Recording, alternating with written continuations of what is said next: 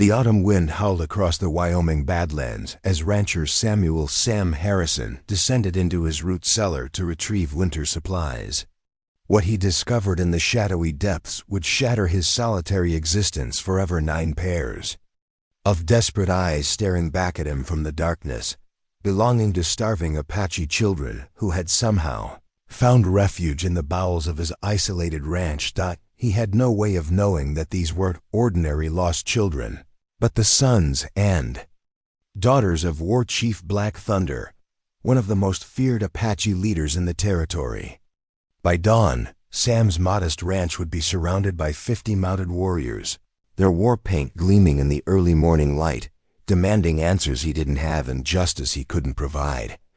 What happened next would transform a bitter, lonely man into an unlikely bridge between two worlds at war, proving that sometimes the most extraordinary acts of courage begin with the simplest choice to show mercy to those who need it most. Before we jump back in, tell us where you're tuning in from, and if this story touches you, make sure you're subscribed, because tomorrow I've saved something extra special for you. November 1878, Devil's Canyon Ranch, Wyoming Territory. Samuel Harrison had learned to find comfort in silence. 3 years of living alone on his remote cattle ranch had taught him that solitude was preferable to the disappointment that came with trusting other people. At 42, his weathered face told the story of a man who had lost everything that mattered: his wife Margaret to consumption, his 2 young sons to the same merciless disease, and his faith in a world that seemed designed to crush hope beneath the weight of endless hardship. The Devil's Canyon Ranch stretched across 1,200 acres of some of the most unforgiving territory in Wyoming, where summer drought could kill cattle as efficiently as winter blizzards, and where the nearest neighbor lived 30 miles away across terrain that could swallow a man without a trace. Sam had chosen this isolation deliberately after burying his family in the churchyard back in Kansas. The raw, hostile beauty of the Wyoming Badlands matched the landscape of his grief: vast, empty, and indifferent to human suffering. His cattle operation had become a mechanical routine that filled his days without engaging his heart. Rise before dawn, check the herds, repair whatever the previous day's storms had damaged, tend to the endless tasks that kept a ranch functioning in territory where supplies arrived only twice a year by wagon train. The work was brutal and relentless, but it served his purpose of exhausting his body so completely that sleep would come without dreams of Margaret's gentle laugh or the sound of his boys playing in the yard behind their Kansas farmhouse. Ranch house itself reflected Sam's emotional state: functional but stripped of anything that might remind him of the life he had lost. No photographs adorned the walls, no curtains softened the windows, no unnecessary comfort suggested that this was anything more than a place to eat and sleep between the demands of survival. The few visitors who had stumbled upon Devil's Canyon Ranch over the past 3 years, lost travelers, supply wagon drivers, the occasional territorial surveyor, had noted the absence of warmth in Sam's home and the careful way he avoided any conversation that might venture into personal territory. What those visitors couldn't see was the way Sam's isolation had calcified around his grief like scar tissue, protecting him from further hurt while simultaneously preventing healing. He had convinced himself that emotional numbness was strength, that needing no one made him invulnerable to the kind of devastating loss that had destroyed his previous life. The irony was lost on him that his refuge from human connection sat in the heart of Apache territory, where other people were fighting their own desperate battles for survival. The Wyoming Territory in 1878 was a powder keg of competing claims and simmering violence. Apache bands, pushed westward by military pressure in Arizona and New Mexico, had established seasonal camps in the remote canyons and hidden valleys that offered temporary safety from territorial militias and federal cavalry units. These weren't the tourist-friendly Indians that Eastern newspapers wrote about with romantic fascination. These were desperate families with children to feed and elders to protect, People who had watched their traditional hunting grounds disappear. Beneath barbed wire and their sacred sites desecrated by mining operations, Sam was aware of Apache presence in the region, but had managed to avoid direct contact through a combination of geographic isolation and deliberate indifference to anything that didn't directly threaten his cattle. He had heard stories in the territorial capital about raids on smaller settlements, about children taken and families murdered, about the brutal cycle of revenge that kept the frontier in a state of perpetual low-level warfare. But those stories belonged to other people's lives, other people's problems. Sam had insulated himself so completely from human connection that even the threat of violence felt abstract and distant. The morning that would change everything began like every other morning of the past 3 years. Sam woke before sunrise, in his narrow, Spartanly furnished bedroom, dressed in the same work clothes he had worn for the past week, and walked through his morning routine with the mechanical precision of someone who had eliminated all spontaneity from his existence.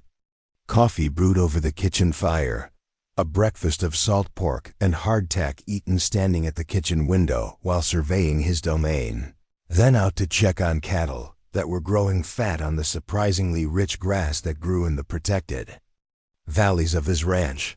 The November weather had been unusually mild, but Sam's decades of farming and ranching experience told him that the real winter storms were building somewhere to the north, gathering strength for an assault that would test every preparation he had made. His cattle were in good condition, his hay supplies were adequate, and his root cellar was stocked with preserved foods that would sustain him through the months when travel became impossible and supply wagons couldn't reach the remote ranch. It was this practical concern for winter preparedness that led Sam down the wooden steps into his root cellar that fateful morning. The underground storage space had been one of his first construction projects after claiming the ranch, a deep excavation, lined with stone walls and covered with heavy timber that would keep food supplies at consistent temperatures throughout the year. Barrels of salted beef, sacks of flour and beans, preserved vegetables, and the few luxuries he allowed himself: coffee, sugar, a small supply of medicinal whiskey, all stored in careful organization against the harsh months ahead. Sam had built the cellar larger than his personal needs required, partly from ingrained habits of frontier preparedness, and partly because construction work helped fill the endless empty hours when grief threatened to overwhelm his carefully maintained emotional numbness. The space could have fed a family of 10 through a hard winter, though Sam rarely acknowledged the painful irony that he had built family-sized storage for a man who would never have a family again. The wooden door that covered the cellar entrance had been designed to be virtually invisible from a distance, camouflaged with dirt and prairie grass so that casual observers would see only natural terrain. This wasn't paranoia but practical frontier wisdom. A well-stocked root cellar could mean the difference between survival and starvation, making it a target for desperate travelers or hostile raiders who might decide that taking supplies was easier than earning them. Sam lifted the heavy door and began his descent into the familiar darkness, oil lantern held high to illuminate the carefully organized supplies that represented months of preparation and hard work. The routine inspection had become almost meditative, checking for signs of spoilage, verifying that his calculations about winter consumption were accurate, making mental notes about what items might need rationing if the spring supply wagon was delayed by weather or Indian trouble. But something was wrong. Even before his eyes adjusted to the lamplight, Sam's frontier-trained senses detected anomalies that sent adrenaline coursing through his system. The air smelled different, not the clean, cold scent of properly stored food, but something organic and human that didn't belong in his carefully maintained storage space. Sounds that weren't quite right, the subtle whisper of movement that suggested living presence in a place that should have contained only inanimate supplies. Sam raised his lantern higher, and the golden circle of light revealed a sight that froze him in absolute shock. Huddled against the far wall of his cellar, pressed together for warmth and protection, 9 children stared back at him with eyes that held equal measures of terror and desperate hope. Apache children, ranging in age from perhaps 5 to 14. Their traditional clothing torn and dirty, their faces gaunt with hunger and exhaustion. For a moment that seemed to stretch into eternity, Sam and the children simply stared at each other across the flickering lamplight. His mind struggled to process what he was seeing, to understand how these young people had found their way into his sealed cellar, how long they had been surviving in the darkness below his ranch house, what circumstances had driven them to seek refuge in such an unlikely place. The oldest of the children, a girl who might have been 14, slowly rose to her feet and spoke in Apache, her voice barely above a whisper, but carrying unmistakable dignity despite her obvious desperation. Sam couldn't understand her words, but her tone conveyed something that transcended language, a mixture of apology for the intrusion, gratitude for the shelter they had found, and a desperate plea for mercy from someone who held their lives in his hands. Sam's lantern light revealed the evidence of how these children had survived in his cellar. Empty food containers showed they had been rationing his supplies with careful discipline, taking only what they needed to stay alive while clearly trying to disturb his stores as little as possible. Makeshift bedding created from old feed sacks and their own clothing demonstrated their efforts to create some comfort in the cold underground space. Most heartbreakingly, Sam could see that the older children had been caring for the younger ones, sharing food and warmth in the desperate mathematics of survival that left everyone hungry but kept everyone alive.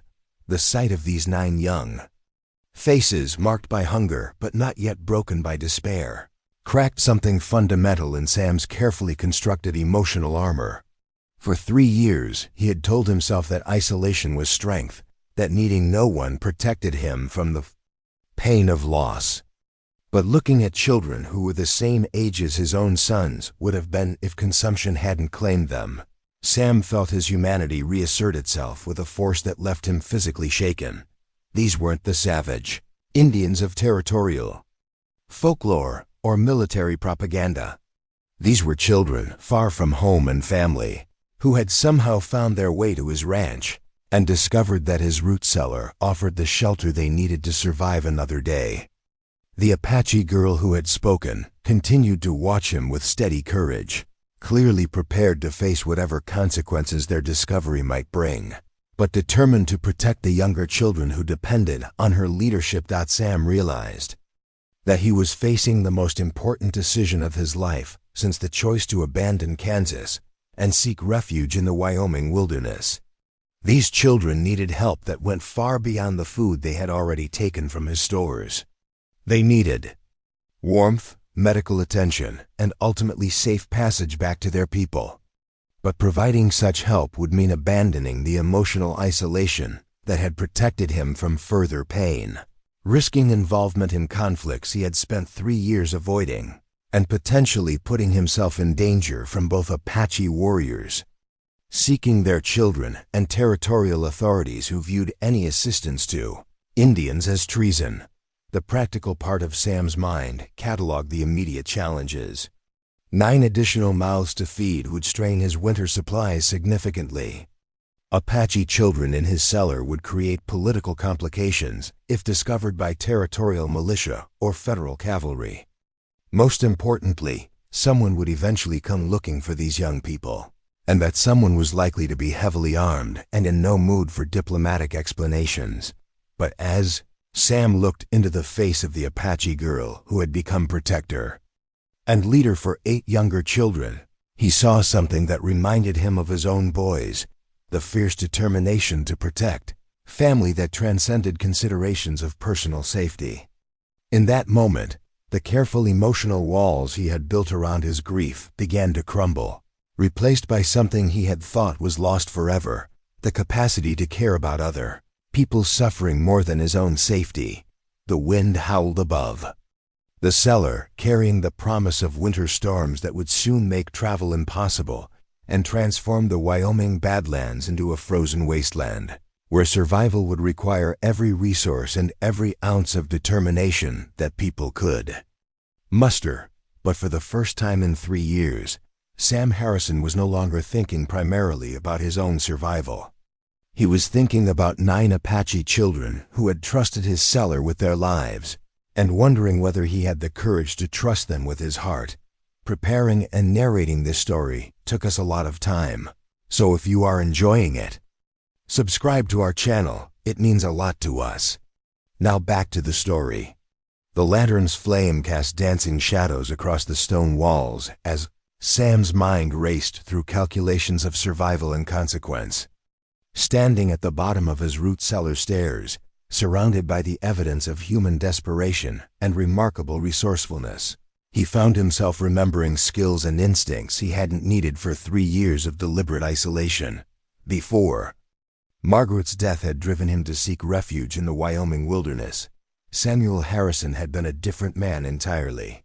Born in Ohio to a farming family that had lost everything in the financial panic of 1857, Sam had learned early that survival often depended on reading people as carefully as you read weather patterns or soil conditions. His father, Benjamin Harrison, had been a circuit preacher who supplemented religious income with carpentry work, teaching young Sam that a man's worth was measured not by what he owned, but by his willingness to help others when help was needed. Those lessons had served Sam well during his early years in Kansas, where he had met Margaret O'Brien at a church social and discovered that love could transform even the hardest frontier existence into something approaching paradise. Margaret had possessed the rare combination of practical frontier skills and infectious optimism that made her equally capable of delivering a breech calf and organizing community barn raisings that brought isolated farming families together. For mutual support and genuine fellowship, their marriage had produced 2 sons, Thomas and Benjamin, named for their grandfathers who had inherited their mother's cheerful resilience and their father's instinctive understanding of the natural world. The Harrison family farm in Kansas had become a gathering place for neighbors facing difficulties, where Margaret's medical knowledge and Sam's mechanical abilities created an informal support network that helped struggling families survive crop failures, illness, and the endless challenges of frontier life. But consumption had destroyed all of that with merciless efficiency. First Margaret, whose strength and vitality made her early symptoms seem impossible until the coughing fits began producing blood and her energy started failing in ways that no amount of determination could overcome. Then the boys, who contracted the disease while caring for their mother with the fearless devotion that had made Sam proud to be their father. Within 18 months, the disease had claimed everyone Sam loved, leaving him alone in a farmhouse that echoed with memories too painful to endure. The decision to abandon Kansas had been practical rather than emotional. Sam had sold everything: farm, livestock, equipment, personal belongings, except for the few essential items he could carry west and the modest savings that would allow him to claim property in territory where land was still available to men willing to work for it. The Wyoming Territory had attracted him precisely because of its reputation for brutal difficulty, as if he believed that surviving in harsh conditions might somehow balance the scales for his failure to protect his family from disease. What Sam hadn't anticipated was how completely he would need to reinvent himself to function in true isolation. The community-minded farmer who had thrived on helping neighbors and organizing cooperative work had been replaced by a man who avoided human contact and trusted only his own judgment about everything from weather patterns to cattle management. The transformation had been necessary for psychological survival, but it had also cost him skills and instincts that were now proving essential as he faced 9 Apache children who represented the most complex challenge he had encountered since arriving in Wyoming. These children weren't just anonymous refugees seeking temporary shelter. Their presence in his cellar indicated sophisticated knowledge of his ranch layout, careful observation of his daily routines, and planning that suggested they had been watching the Devil's Canyon Ranch for some time before making the decision to enter his underground storage space. The Apache weren't known for random wandering or accidental discoveries. Their survival in hostile territory depended on intelligence gathering and strategic thinking that European settlers consistently underestimated. Sam's lantern light revealed details that told a story of remarkable discipline and maturity. The oldest girl, who had clearly assumed responsibility for the group's survival, had organized their occupation of the cellar with military precision. Food supplies had been accessed with minimal disturbance to his careful organization. Sleeping areas had been established in locations that would provide maximum warmth while remaining invisible to casual inspection. Most importantly, waste and food scraps had been carefully concealed in ways that wouldn't attract vermin or create odors that might reveal their presence. The logistics of keeping 9 children alive in an underground space with limited food and no external support demonstrated planning abilities that Sam recognized from his own frontier experience. Someone had taught these young people the survival skills necessary for this kind of desperate improvisation. Someone had instilled in them the discipline to share resources fairly and the courage to maintain hope in circumstances that would have broken many adults. Looking at their faces, Sam began to understand the broader context of their presence on his ranch. The Wyoming Territory in 1878 was experiencing increasing pressure from territorial militias and federal cavalry units whose mission was to force Apache bands onto distant reservations where traditional ways of life would be systematically destroyed. Recent military campaigns had been particularly brutal, focusing on destroying Apache camps and capturing family members, who could be used as leverage to force entire bands into surrender. These children weren't runaways or orphans, they were refugees from military operations that had separated them from their families through violence or the chaos of forced relocation. Their presence in his cellar represented the human cost of policies that most territorial settlers supported without understanding their implications for individual families. Sam realized that he was looking at the collateral damage of wars fought in the name of civilization and progress. The oldest girl spoke again, her voice stronger now that the initial shock of discovery had passed. Though Sam couldn't understand her words, her gestures and tone suggested she was explaining their situation and perhaps apologizing for the intrusion into his property.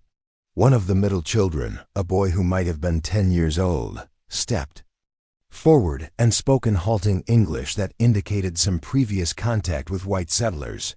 "We take only what needed," the boy said carefully, his pronunciation suggesting he had learned English from someone who cared enough to teach proper grammar. "Sister says we pay back when family comes. Sister says you good man because you leave food where hungry children find." Sam felt his throat tighten as he understood the implication. These children had been observing his ranch long enough to assess his character and conclude that he was someone who might show mercy rather than immediately alerting territorial authorities.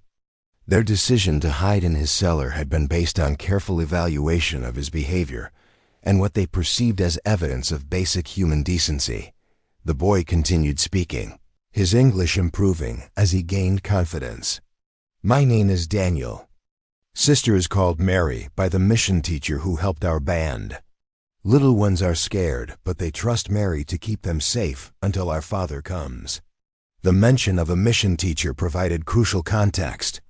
These children had been exposed to white culture and education, which explained their knowledge of English and their understanding of how to interact with European settlers. But their presence as refugees suggested that whatever accommodation their band had reached with white authorities had been disrupted by military action or policy changes that left them vulnerable to separation from their families. Sam found his voice for the first time since discovering the children. "How long have you been in my cellar?" he asked, his tone deliberately gentle despite the shock he was still processing. "Mary," the oldest girl, responded in Apache, which Daniel translated. "She says 8 days. We came during the storm when the soldiers were searching the canyon settlements.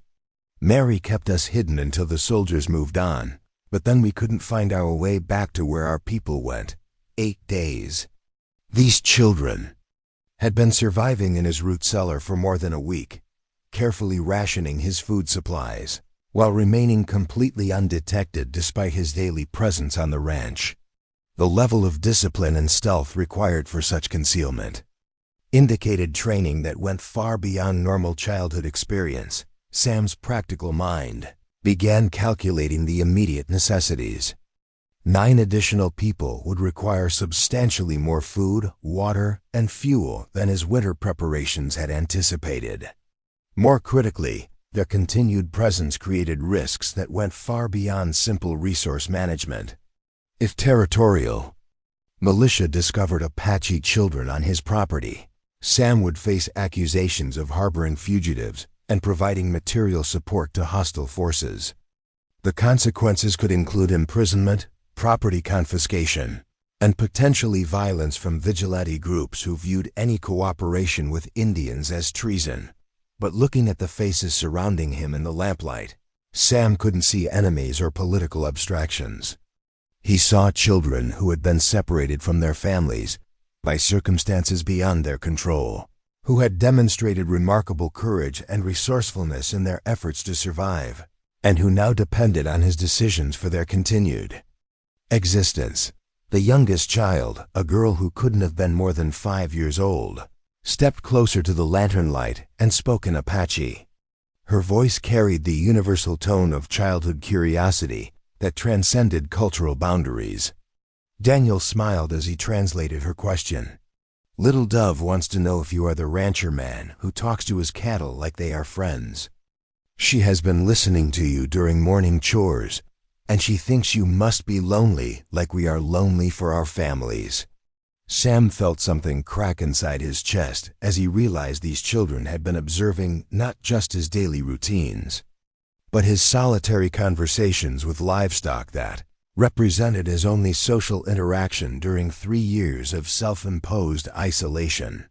The lonely man who talked to cattle as if they were people had been noticed and assessed by young refugees who understood loneliness from their own experience of separation and loss.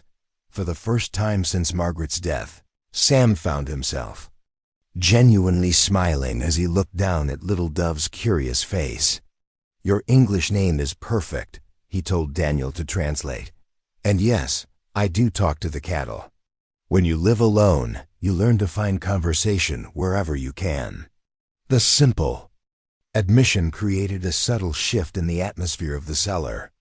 The initial tension of discovery was being replaced by something more complex: recognition that the lonely rancher and the displaced children shared experiences of loss and survival that created unexpected common ground. Mary spoke again, her tone more confident as she addressed Sam directly despite the language barrier.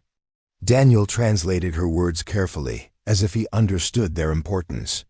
"Mary says she knows you lost family because she sees how you keep their things in the house but don't use them.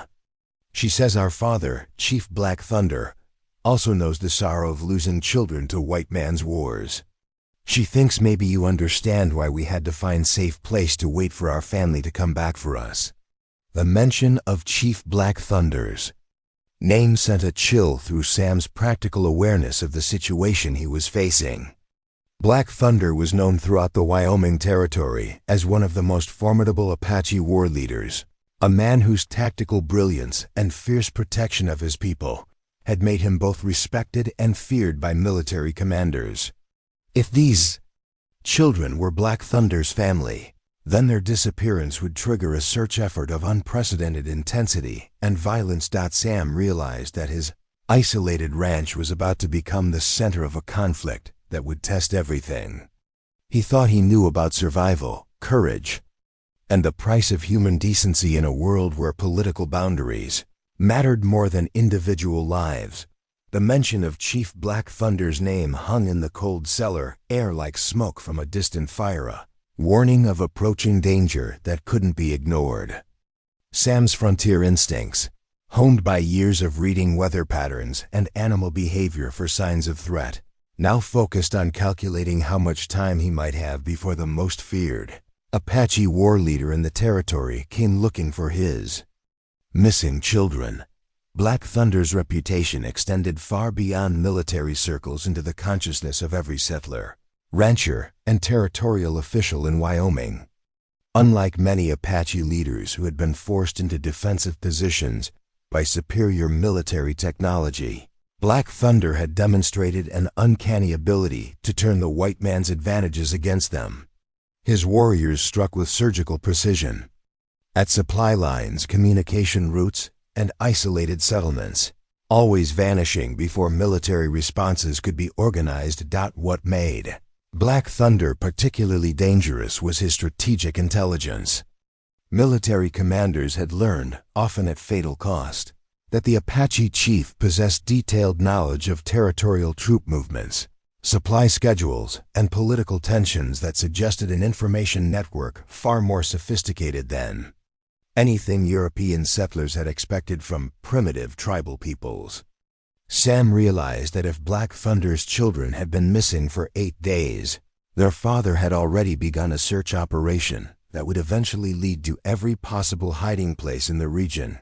Standing in his cellar with 9 pairs of eyes watching his face for signs of the decision that would determine their immediate fate, Sam felt the weight of a choice that would define not only these children's survival, but his own identity as a man capable of moral courage when everything he valued was at stake.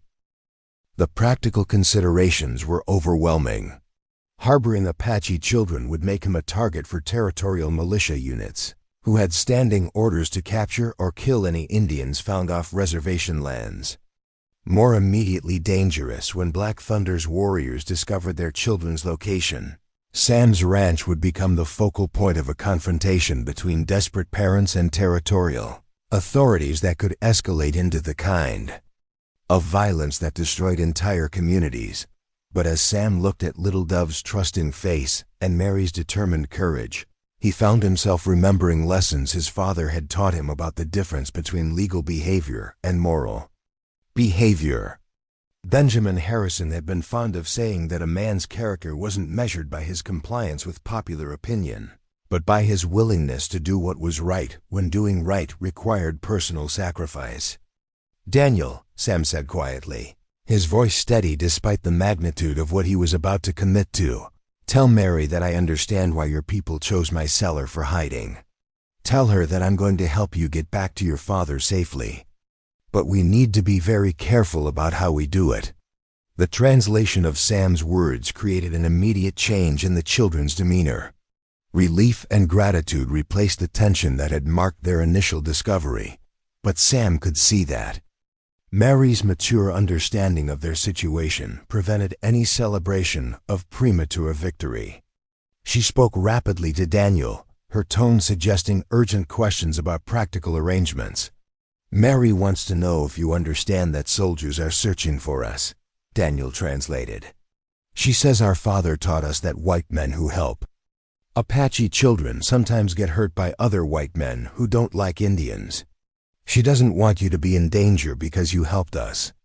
Sam felt a profound respect for this teenage girl who, despite her own desperate circumstances, was concerned about the consequences her rescue might bring to someone who had shown them kindness. Mary's consideration revealed the kind of moral education that transcended cultural boundaries. She had been taught to value other people's welfare, even when accepting help that might save her own life. "Tell Mary that I appreciate her concern," Sam replied, "but I've been taking care of myself in dangerous territory for a long time. Right now, our biggest challenge is figuring out how to get word to your father that you're safe without alerting territorial authorities who might try to intercept the message." The logistics of communication with Black Thunder presented complex challenges that would test Sam's knowledge of Apache culture and territorial politics. Direct contact with Apache bands was virtually impossible for white civilians who were viewed with suspicion by warriors who had learned through bitter experience that European settlers often served as intelligence sources for military operations. Sending messages through intermediaries carried enormous risks if the wrong people intercepted communications that revealed the children's location. Mary spoke again. her words accompanied by gestures that suggested she was describing geographical locations and travel routes.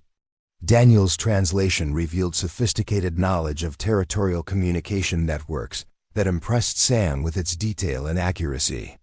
Mary says there is a trading post at Bear Creek where our people sometimes meet with friendly traders who don't work with soldiers. She knows a man there called Joe Brennan who has helped Apache families before. If you could get a message to Joe Brennan, he might be able to contact our father without soldiers knowing about it. Sam's knowledge of territorial commerce was extensive, enough to recognize Joe Brennan's name and reputation. Brennan operated one of the few trading posts that maintained relationships with both Apache bands and territorial settlements, walking a dangerous line between communities that were officially at war. His success depended on absolute discretion and proven trustworthiness. With information that could get people killed if it fell into the wrong hands, the Bear Creek trading post was approximately 40 miles northeast of Sam's ranch. A 2-day journey under normal conditions, but potentially much longer if territorial patrol units were actively searching the area for Apache fugitives. The trip would require Sam to abandon his ranch during the period when winter preparations were most critical, risking both his cattle operation and his own safety for people he had known for less than an hour, but the alternative attempting to hide 9 Apache children on his ranch indefinitely while Black Thunder's warriors searched every building and cave in the territory was clearly impossible. Discovery was inevitable, and when it came, the children's safety would depend on whether their father found them before territorial militia did. "How long do you think we have before your father's search reaches this area?" Sam asked, his question directed toward understanding the timeline that would govern their options. Mary's response, translated through Daniel, revealed the urgency of their situation. She says our father will search in expanding circles from where we were separated from our band. He has probably already searched the closer canyons and hidden valleys. Mary thinks he will reach this area within 2 or 3 days, maybe sooner if his scouts find signs that we came this direction. 3 days. Sam had perhaps 72 hours to establish communication with Joe Brennan, arrange a safe method for reuniting the children with their father, and prepare for the possibility that territorial authorities might discover the situation before Apache rescue could be completed. The time frame was barely adequate for the journey to Bear Creek, let alone the complex negotiations that would be required to arrange a solution that protected everyone involved. Sam's mind began working through the practical necessities of what he was committing to undertake. The children would need food, warmth, and medical attention for any injuries or illnesses they might have sustained during their ordeal. His ranch would need to be secured in his absence, with cattle provided for, and essential equipment protected against weather damage. Most critically, he would need to develop a credible explanation for his absence if territorial authorities questioned his movements during a period of heightened military activity. But first, these 9 young people needed immediate care that went beyond the survival rations they had been managing in his cellar. Sam gestured toward the wooden steps leading up to his kitchen, his tone as gentle as he could make it while still conveying the authority necessary for organizing their movement. "We need to get all of you upstairs where I can see how you're doing and get some proper food into you," Sam said. "Daniel, explain to everyone that they need to stay quiet and stay together while we figure out the safest way to handle this situation."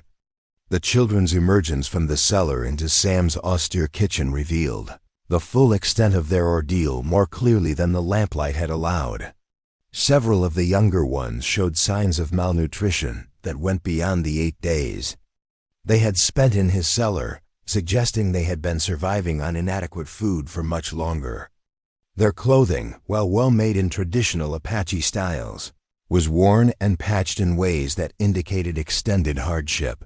Mary's leadership qualities became even more apparent as she organized the children around Sam's kitchen table, ensuring that the youngest ones were positioned where they would be warmest while maintaining sight lines to windows and doors. That would allow her to watch for approaching threats. Her behavior demonstrated military discipline that suggested formal training in survival tactics and group security procedures. Sam found himself moving through his kitchen with more purpose and energy than he had felt in 3 years of solitary existence. Preparing food for 9 additional people required him to think beyond his own minimal needs and consider nutrition, variety, and comfort in ways that reminded him of cooking for Margaret and the boys during their Kansas years. As he worked heating water for washing, preparing a substantial meal that would begin addressing the children's nutritional needs, gathering blankets and medical supplies that might be required, Sam became aware that his emotional numbness was giving way to something he had thought was permanently lost. Caring for these children was reawakening his capacity for protective instincts and nurturing behavior that had died with his own family. Little Dove approached the kitchen stove with obvious fascination, speaking to Mary in Apache while pointing at the casting and cooking surface that was probably unlike anything in her previous experience. Daniel translated her questions with the indulgent tone of an older sibling, explaining the world to curious younger ones. Little Dove wants to know if the metal firebox is magic that keeps fire from burning the house down, Daniel said with a smile. She has never seen cooking fire that doesn't need wood to be added all the time. Sam found himself chuckling, a sound that felt strange in his throat after years of silence. Tell Little Dove that it's not magic, just good engineering. The metal holds heat longer than an open fire, so you don't need as much fuel to keep it burning. The simple exchange represented something profound for a man who had forgotten what it felt like to share knowledge with children eager to learn about the world around them. For a moment, Sam could almost imagine that Thomas and Benjamin were in his kitchen, asking similar questions about the mechanical workings of tools and equipment that fascinated young minds. But the sound of horses approaching in the distance shattered the brief illusion of domestic tranquility. Sam's frontier instincts immediately shifted into high alert as he moved to the kitchen window and peered through the heavy curtains toward the trail that led to his ranch house. 3 riders were approaching at a steady pace that suggested official business rather than casual travel. Mary had heard the horses as well, her posture shifting into the alert readiness of someone prepared to defend the group under her protection. She spoke rapidly to the other children, who immediately began moving away from windows and toward positions that would provide concealment if the visitors proved hostile. Sam's mind raced through possibilities as he watched the approaching riders. Territorial patrol units typically traveled in larger groups, but 3 men could represent advance scouts for a larger force, or civilian authorities investigating reports of unusual activity in the area. Either possibility presented immediate danger for 9 Apache children whose presence in his house would be impossible to explain or justify. Daniel, tell everyone to get back down to the cellar immediately, Sam said with quiet urgency. Stay quiet no matter what you hear upstairs. I'll deal with whoever this is and get them away from the ranch as quickly as possible. As the children filed quickly back toward the cellar entrance, Mary paused to speak directly to Sam, her eyes holding a maturity that went far beyond her teenage years. Daniel translated her words with obvious emotion. Mary says if these men are soldiers who take you away, we will remember that you tried to help us. She says our father will know that you chose to protect his children when you could have chosen to protect yourself. Sam felt the weight of responsibility settling over him like a heavy coat as the riders drew closer to his house. In the space of an hour, he had gone from isolated rancher concerned only with his own survival to protector of 9 Apache children, whose safety now depended entirely on his ability to deceive territorial authorities and buy time for a rescue that might never come. The sound of horses stopping outside his front door marked the end of Sam Harrison's 3 years of solitude and the beginning of the most dangerous test of character he had ever faced. The 3 riders dismounted with the deliberate movements of men accustomed to being received with both respect and apprehension. Through his kitchen window, Sam recognized the lead figure as Captain William Morrison, the territorial militia commander whose jurisdiction covered the entire southeastern section of Wyoming Territory. Morrison's presence at Devil's Canyon Ranch wasn't a social call. It was an official investigation that could destroy everything Sam was trying to protect. Captain Morrison stood over 6 feet tall, with the kind of military bearing that commanded attention even when he wasn't wearing his blue cavalry uniform. His weathered face bore the scars of frontier warfare and the hard expression of a man who had learned to view Apache resistance as a personal affront to American territorial expansion. Behind him, 2 junior officers flanked the ranch house entrance with the practiced positioning of soldiers. Expecting potential trouble, Sam forced himself to breathe normally as he checked that the cellar door was properly concealed and that no obvious signs of the children's presence remained visible in his kitchen. The hastily prepared meal and extra dishes would need explanation, but he could claim to be cooking for hired hands or preparing for winter guests. More problematic were the subtle signs that trained military eyes might notice additional footprints in the dirt around his house. Food scraps that suggested more consumption than one man would require, or the lingering sense of different people occupying his normally sterile living space. The knock on his front door came with the authoritative force of men who expected immediate compliance. Sam walked through his house with the measured pace of someone who had nothing to hide, though his heart was pounding with adrenaline and the terrible knowledge that 9 Apache children were hiding barely 20 feet beneath the floorboards. "Captain Morrison," Sam said as he opened the door, his tone carrying the neutral courtesy that frontier etiquette demanded when dealing with territorial authorities. "What brings you out to Devil's Canyon? This is pretty far from your usual patrol routes."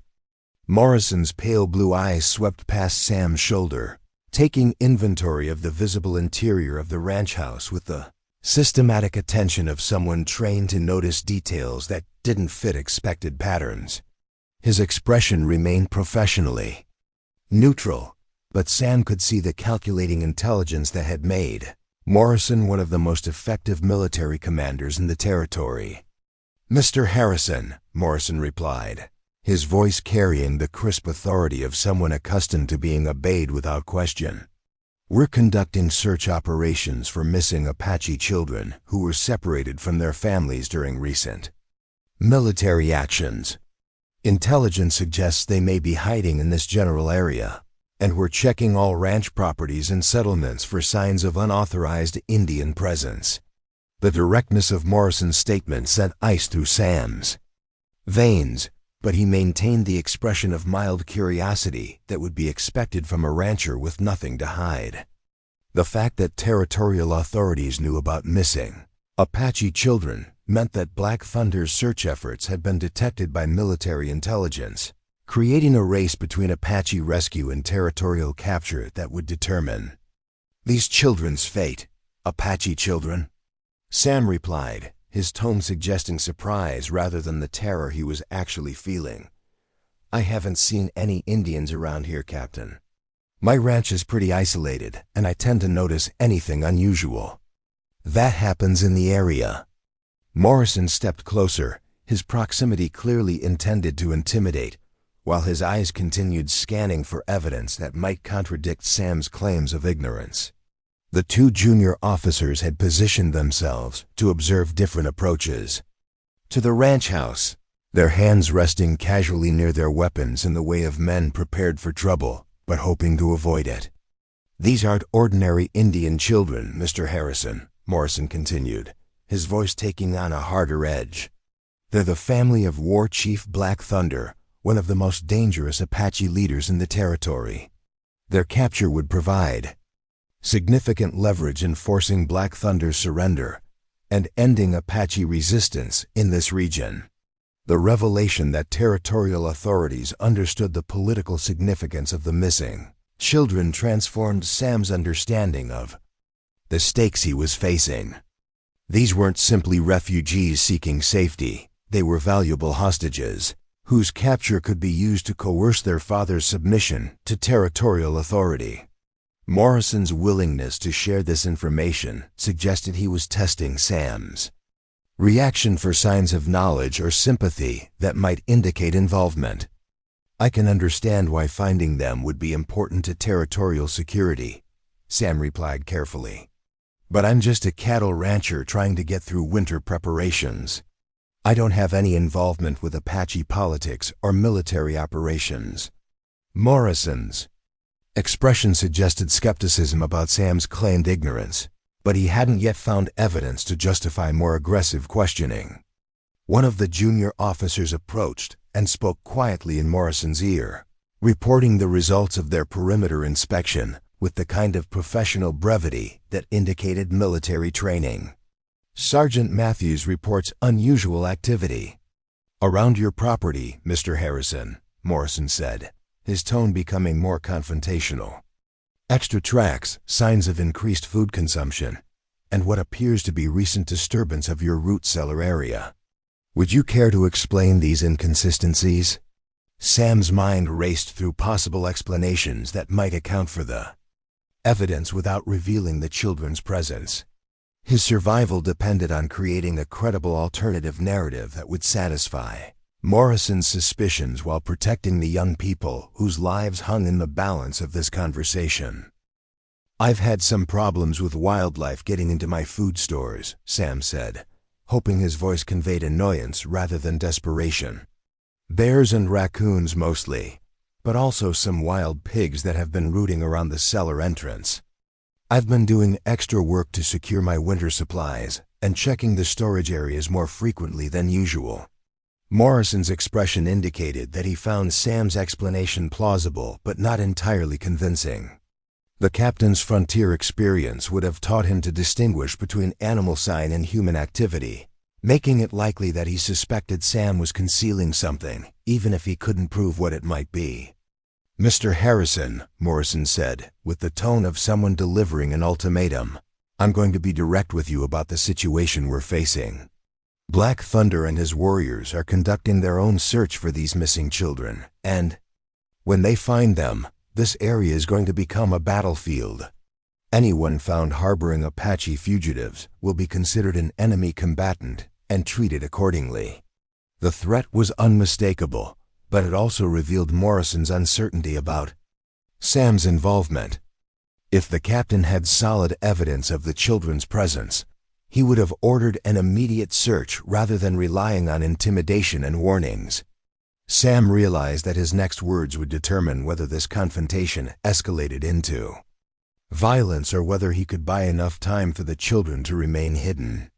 "Captain, I appreciate you warning me about potential trouble in the area," Sam replied, his tone suggesting a man who was grateful for official protection rather than someone hiding something.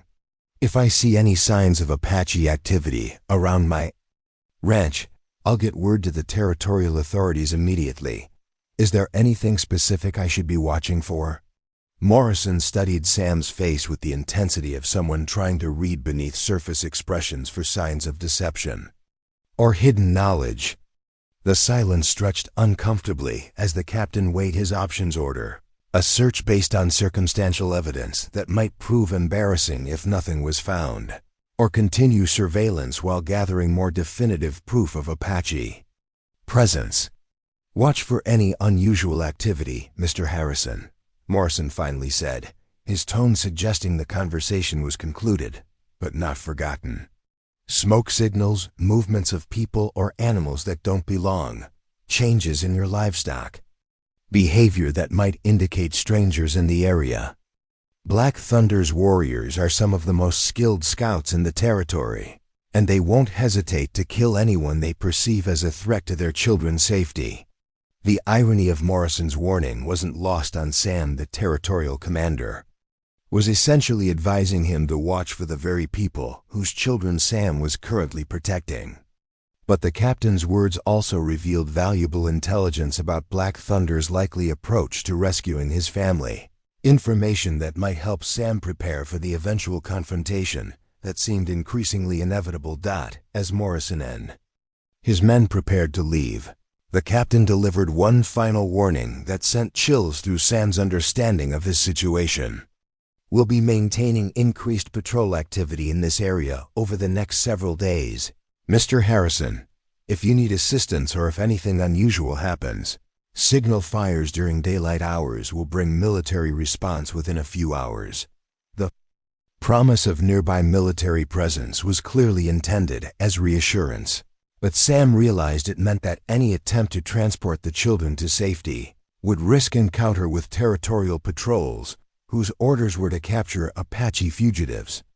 On site, the window for successful rescue was closing rapidly, and the margin for error was disappearing entirely. Sam watched the three riders disappear back down the trail toward territorial headquarters, their departure providing temporary relief but no real solution to the impossible situation he faced. Below his kitchen floor, 9 Apache children waited in darkness for news that would determine whether they saw their father again or became prisoners in a war they hadn't chosen to fight. Returning to his kitchen, Sam knocked softly on the concealed cellar door to signal that it was safe for the children to emerge. Their faces, illuminated by the afternoon light streaming through his windows, showed the strain of listening to conversations that discussed their fate as if they were military assets rather than human beings with families who loved them. Mary's expression held a maturity beyond her years as she assessed Sam's demeanor for information about what had transpired during the military visit.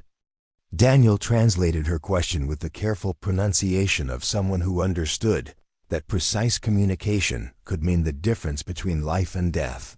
"Mary wants to know if the soldiers are planning to search the ranch buildings, or if they will return with more men to look for us." Sam found himself looking into the face of a young woman whose composure under pressure impressed him more than most adults he had known. Mary's question demonstrated tactical thinking that recognized the patterns of military operations and the likelihood that initial reconnaissance would be followed by more thorough investigation if suspicions remained high.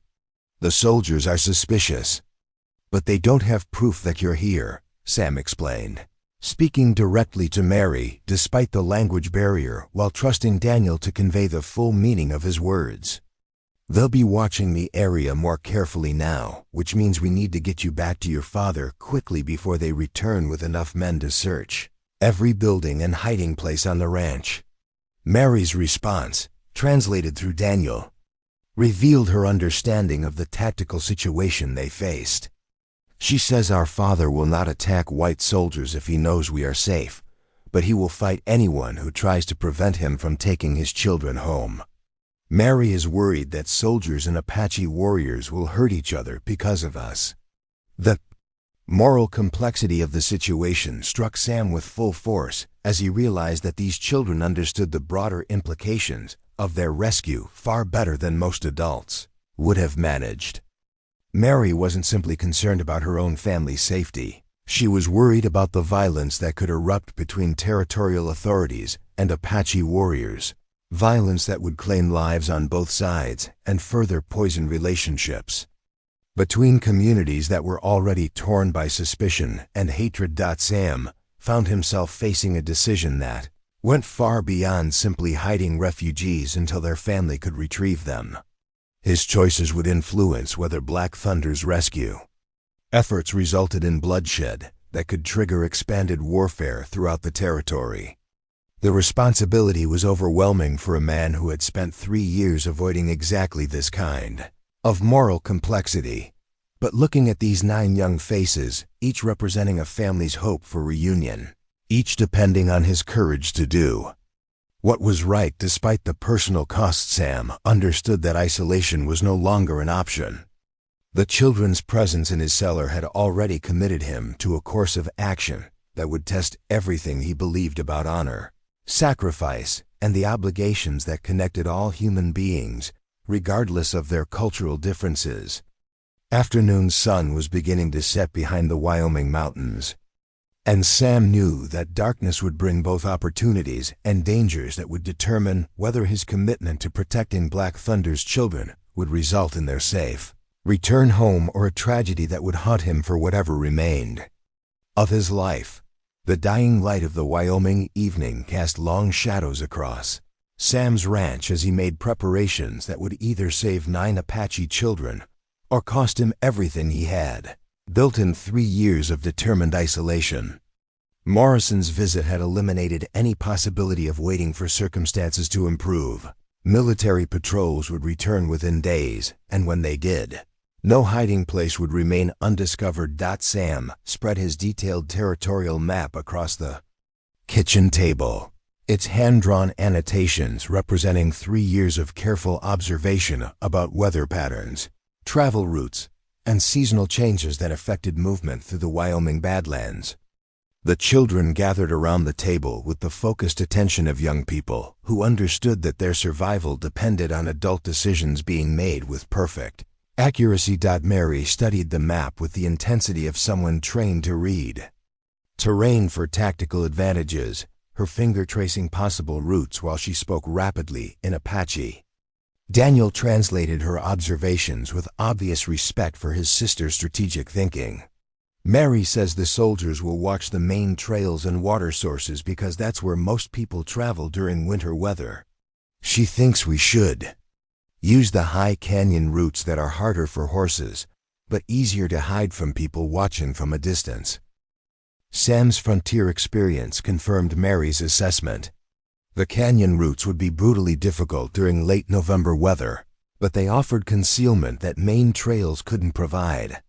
More importantly, Apache warriors searching for their children would likely use similar routes, increasing the chances of successful contact while avoiding military patrols. The problem with canyon routes is supply, Sam explained, pointing to areas of the map that showed water sources and shelter locations. We'll be traveling for at least 2 days to reach Joe Brennan's trading post, and the weather could turn deadly if we get caught in the open during a storm. The logistics of moving 9 children through hostile territory during winter conditions required preparation that went far beyond normal travel arrangements. Each person would need warm clothing, waterproof gear, emergency food supplies, and medical equipment sufficient to handle injuries or illness that could occur during the journey. Additionally, they would need weapons and ammunition adequate to defend against both animal predators and human threats. Sam's ranch contained most of the equipment they would require, but assembling supplies for 10 people without creating obvious evidence of departure preparations would challenge his ability to maintain the appearance of normal ranch operations. Military patrols would be watching for exactly the kind of supply gathering that suggested planned movement of hidden fugitives. Little Dove approached the map with the curiosity that had marked her questions about Sam's kitchen equipment, speaking in Apache while pointing at various locations marked on the territorial survey. Daniel smiled as he translated her innocent but perceptive observations. Little Dove wants to know why the white man's map doesn't show the caves where her grandmother taught her to gather winter medicine plants. She says there are warm places to sleep that the map makers didn't find because they were afraid to explore the deep canyons. Sam felt a surge of hope as he realized that these children possessed geographical knowledge that could prove crucial to their survival. Apache families had been traveling through Wyoming territory for generations, accumulating detailed understanding of resources and shelter locations that no territorial survey had ever documented. Mary and the other children might know about caves, water sources, and hidden routes that would make their journey not only possible but safer than conventional travel. Daniel, ask Mary to show me on the map where your people know about caves or sheltered areas between here and Bear Creek, Sam said, recognizing that indigenous knowledge could provide advantages that no amount of territorial experience could match. Mary's response revealed the sophistication of Apache geographical education. Using a piece of charcoal from Sam's fireplace, she began marking locations on his map with symbols that indicated different types of resources: water that flowed year-round, caves large enough for groups to shelter, areas where medicinal plants could be gathered, and natural landmarks that could guide travel even during storms when visibility was limited. She says our grandmother made us learn the safe routes before we were allowed to travel with hunting parties. Daniel translated. Mary knows 3 different ways to reach Bear Creek, including one that goes through sacred places where soldiers are afraid to follow, because they think Apache spirits will curse them. The mention of sacred places provided Sam with crucial intelligence about Apache tactical advantages. Territorial military units, influenced by superstitions and imperfect understanding of Apache spiritual practices, often avoided certain geographical areas that were rumored to be protected by indigenous spiritual forces. These locations could provide safe passage for people who understood their spiritual significance while serving as natural barriers against military pursuit.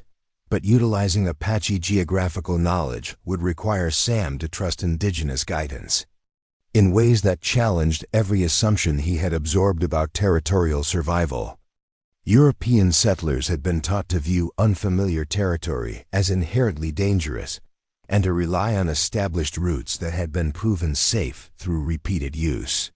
Following Apache directions would mean abandoning known landmarks and trusting traditional knowledge that had no written documentation or official verification. As Sam studied Mary's additions to his map, he found himself recognizing the profound difference between indigenous and European approaches to understanding landscape. Where his territorial survey showed geographical features as obstacles to be overcome or resources to be exploited, Mary's annotations revealed a complex network of relationships between people and place that had sustained Apache survival for countless generations. Mary's knowledge could make all the difference between success and disaster, Sam said, addressing the group while looking directly at the Apache girl, whose maturity continued to impress him. But I need everyone to understand that once we leave this ranch, we're committed to a journey that will test everything we know about survival and courage.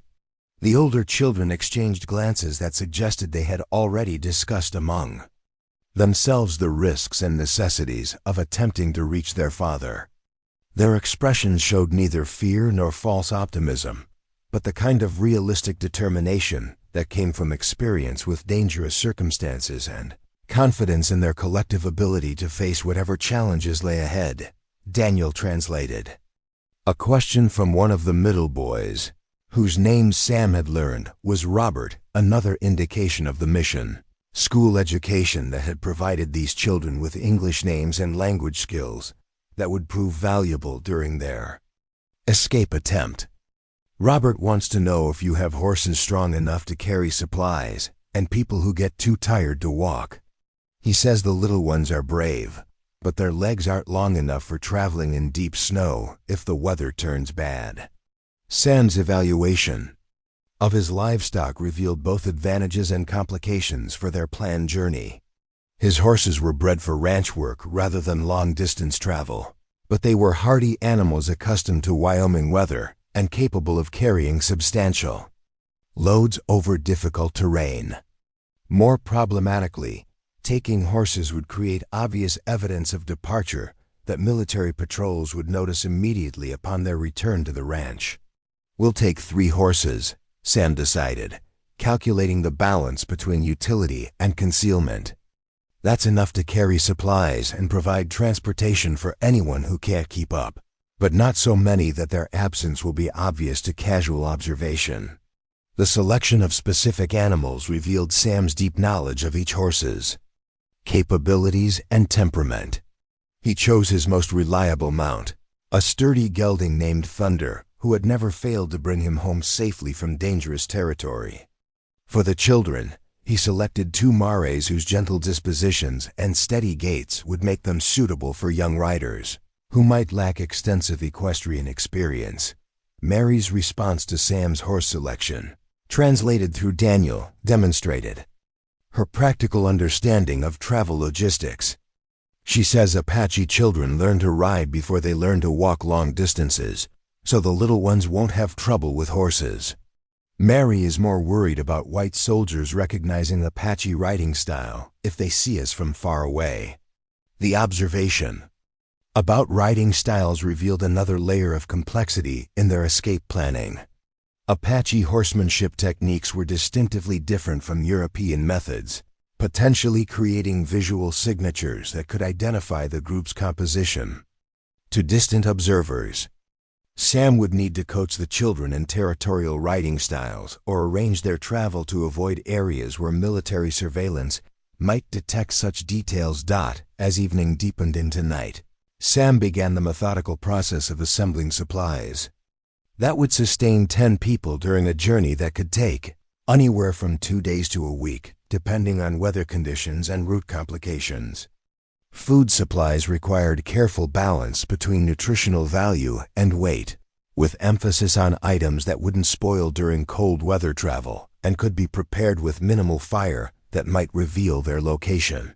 The children participated in supply preparation with the kind of organized efficiency that suggested extensive experience with rapid departure preparations.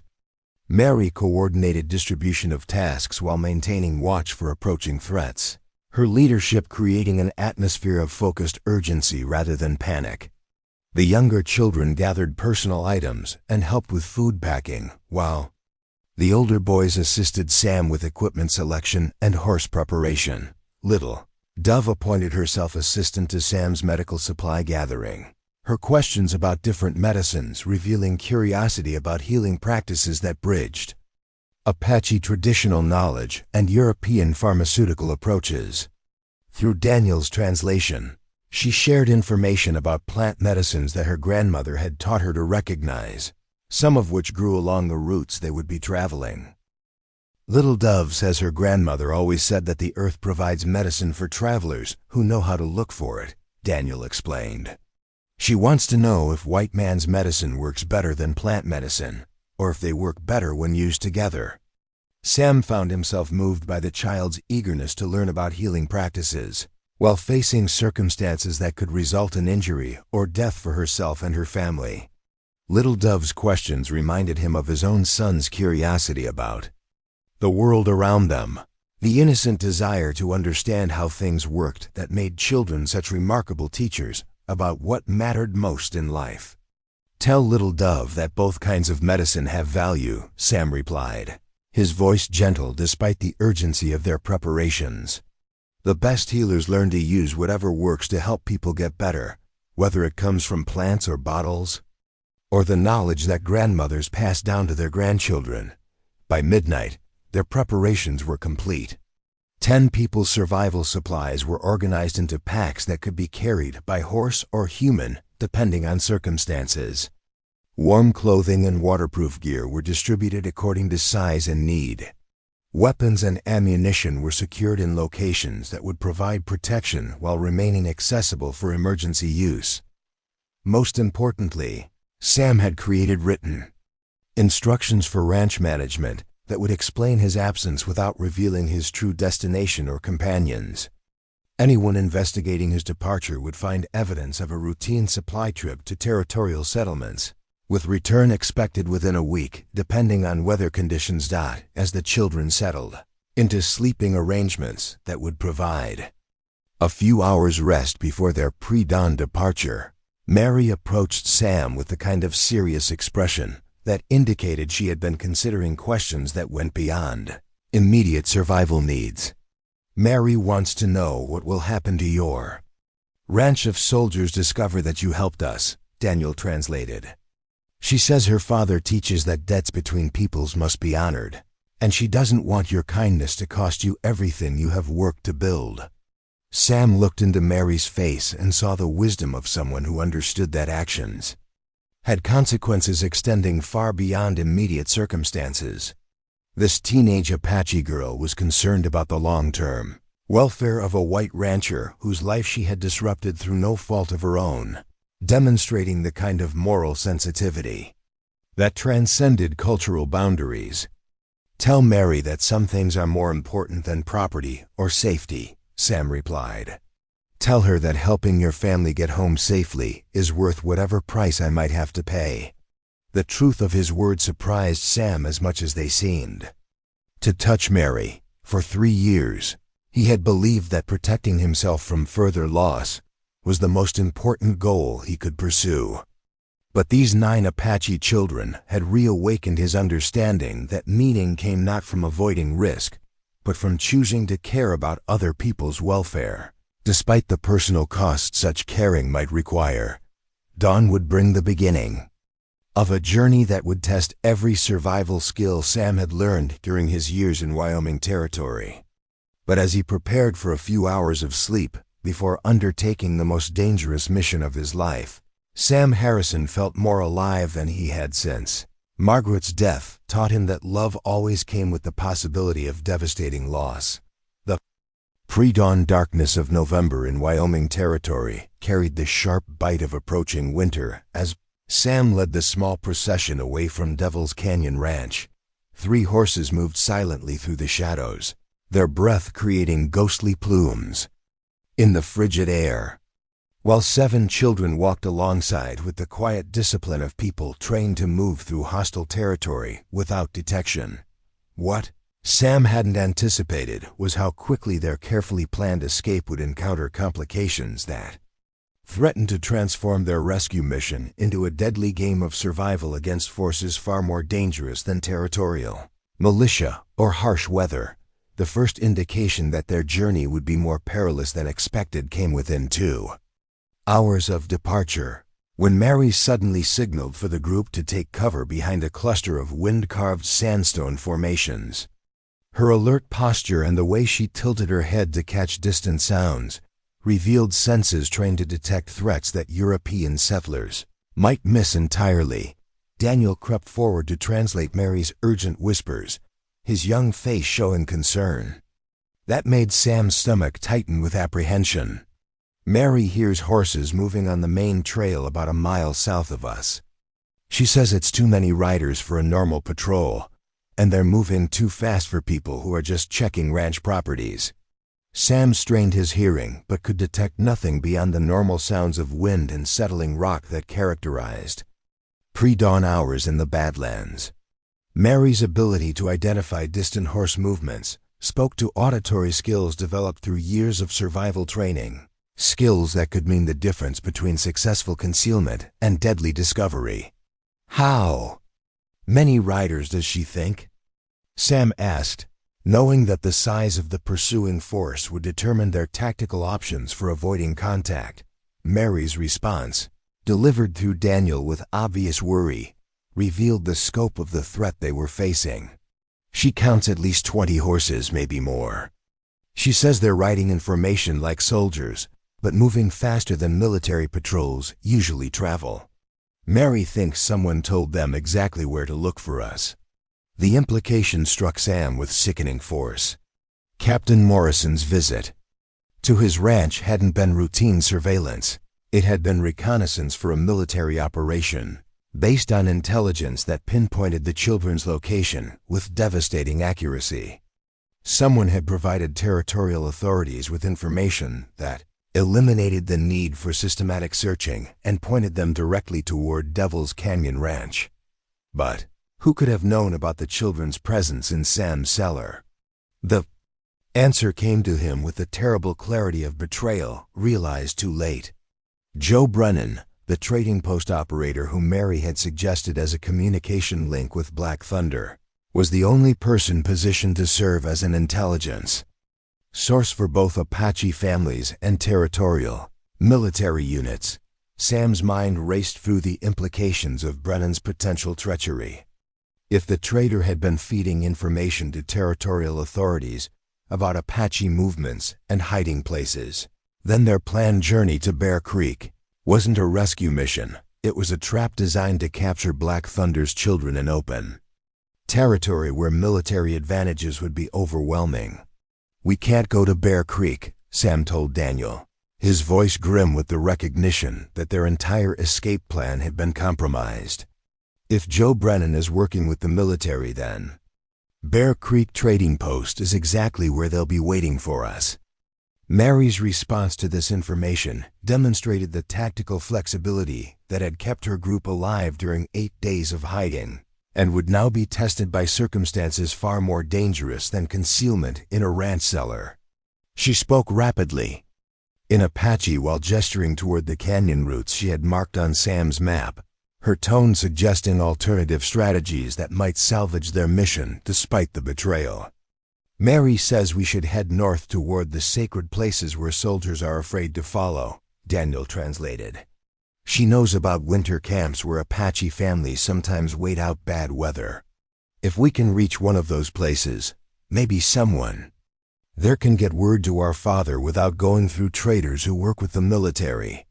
The change in destination would add days to their journey while taking them through territory that Sam had never explored. Country where his territorial survey maps would be useless and their survival would depend entirely on Mary's traditional knowledge. But the alternative, continuing toward a destination where territorial militia was already positioning for capture, offered no possibility of success. Sam studied the faces of the 9 children who were depending on his leadership to guide them safely through circumstances that were deteriorating rapidly. Their expressions showed trust rather than fear, confidence that the man who had chosen to protect them would find solutions to problems that seemed to multiply with each passing hour. Tell Mary we'll follow her guidance about the northern routes, Sam decided.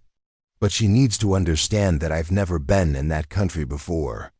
If we get lost or trapped by weather, I won't know how to get us out. Mary's smile as Daniel translated Sam's words was the first expression of genuine happiness he had seen from her since discovering the children in his cellar. Her response revealed why his admission of dependence on Apache knowledge had pleased, rather than worried her.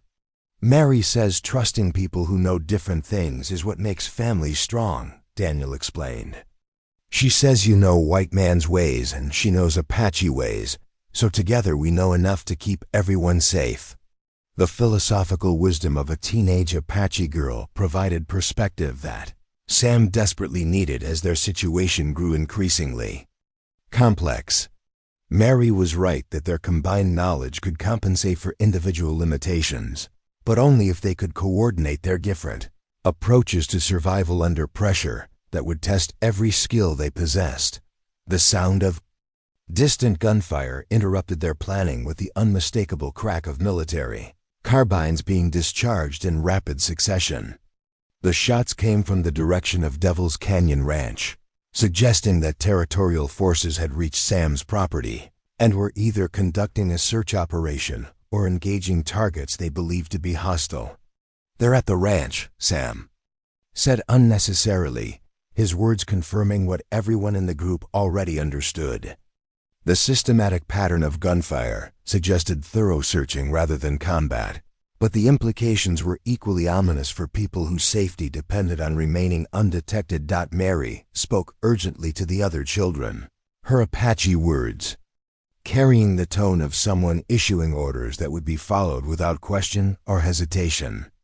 The group immediately began redistributing supplies and adjusting equipment with the practiced efficiency of people who had learned to respond quickly to changing tactical situations. Little Dove approached Sam with the kind of serious expression that looked unusual on her young face, speaking in Apache while pointing back toward the distant ranch. Daniel translated her words with obvious pride in his youngest sister's perceptive understanding of their situation. "Little Dove says the soldiers will find signs that we were in the cellar, but they won't know how long we've been gone or which direction we traveled.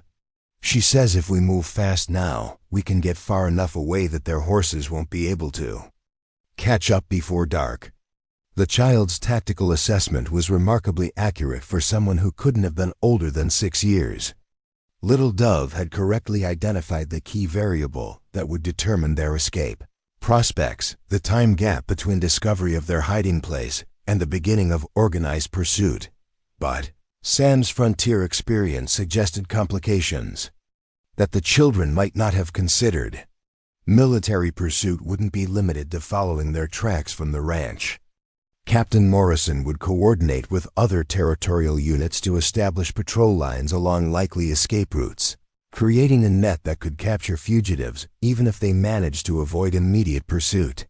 "We need to assume they'll have patrols," watching all the obvious routes between here and traditional Apache gathering areas. Sam explained to Daniel for translation to the group. Mary's knowledge about sacred places might be our only advantage, if she's right that soldiers are reluctant to follow people into areas they consider spiritually dangerous. The irony wasn't lost on Sam that their survival now depended on exploiting the superstitions and cultural ignorance of territorial military forces.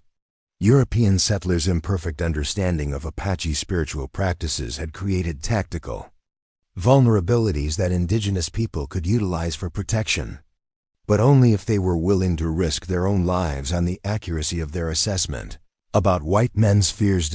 As the group prepared to move deeper into unfamiliar territory, Sam found himself facing a crisis of faith that went beyond tactical concerns to encompass fundamental questions about the choices he had made and their likely consequences. 3 days ago, he had been a solitary rancher whose biggest worry was preparing for winter weather. Now he was leading 9 Apache children through hostile territory toward destinations he couldn't locate on any map, trusting indigenous knowledge to keep them alive while territorial militia organized manhunts designed to capture or kill them. The transformation was so complete that Sam barely recognized himself in the decisions he was making. The emotionally numb man who had sought refuge in isolation had been replaced by someone willing to risk everything for the welfare of children, whose culture he barely understood, but whose humanity he could no longer ignore. Mary approached Sam as the group prepared to depart, her expression combining gratitude with the kind of mature concern that suggested she understood the full implications of what he was sacrificing for her family's welfare. She spoke in Apache with the formal tone of someone delivering a message of profound importance. Mary says she knows this is not the life you chose, but you are living it with the honor of a warrior who protects people who cannot protect themselves. Daniel translated. She says our father will remember that when a white man could have saved himself by betraying Apache children, he chose to save the children instead. Sam felt emotion tighten his throat as he realized these children understood his sacrifice more clearly than he understood it himself.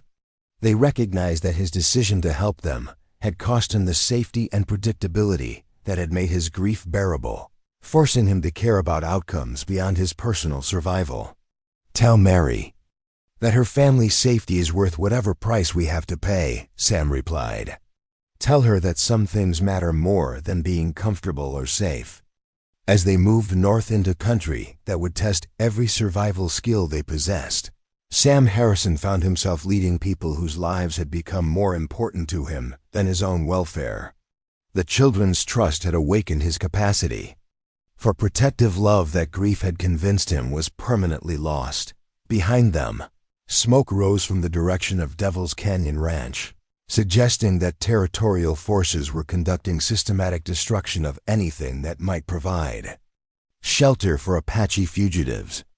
Ahead lay unknown territory where winter weather and military pursuit would combine to create challenges that could destroy them all. But for the first time in 3 years, Sam was no longer running from the possibility of loss. He was running toward the chance to save lives that mattered more than his own safety. Discovering that meaning came not from avoiding risk, but from choosing what was worth dying for. The sacred canyon that Mary led them to after 12 hours of grueling travel through unmarked wilderness was unlike anything Sam had ever encountered in 3 years of Wyoming Territory exploration. Towering red sandstone walls rose nearly 300 feet on either side, creating a natural cathedral where ancient petroglyphs told stories of peoples who had found spiritual refuge in this hidden sanctuary for countless generations. What struck Sam most profoundly wasn't the geological grandeur or even the obvious defensibility of their refuge, but the way the 9 Apache children seemed to transform once they entered the canyon. The exhausted, hunted fugitives who had been struggling through hostile territory became young people returning to a place where their cultural identity was not only safe but celebrated through artwork that connected them to ancestors who had faced similar challenges and emerged victorious. Mary moved through the canyon with reverent familiarity, pointing out specific petroglyphs while explaining their significance in Apache that Daniel translated with obvious pride in his heritage. These markings tell about the great winter when our people sheltered here for 3 months, while enemy tribes searched for them in the valleys below. Mary says the spirits of our ancestors still protect this place from those who come with evil intentions. Sam found himself studying the ancient artwork with growing appreciation for the sophistication of indigenous historical record-keeping. What European observers might dismiss as primitive drawings were actually complex narratives that preserve tactical knowledge, spiritual wisdom, and cultural memory across generations. The petroglyphs weren't just decoration, they were textbooks that taught survival skills to people who needed such knowledge to protect their families. Little Dove discovered a natural spring that bubbled from the canyon floor, its clear water forming a small pool surrounded by medicinal plants that had grown in the protected microclimate for decades. Her excited chatter in Apache drew the other children to explore botanical treasures that their traditional education had taught them to recognize and utilize. Little Dove says grandmother would be so happy to see how the healing plants have grown here. Daniel translated as the youngest child carefully gathered leaves and roots that would supplement their medical supplies. She knows which ones help with fever and which ones stop bleeding if someone gets hurt.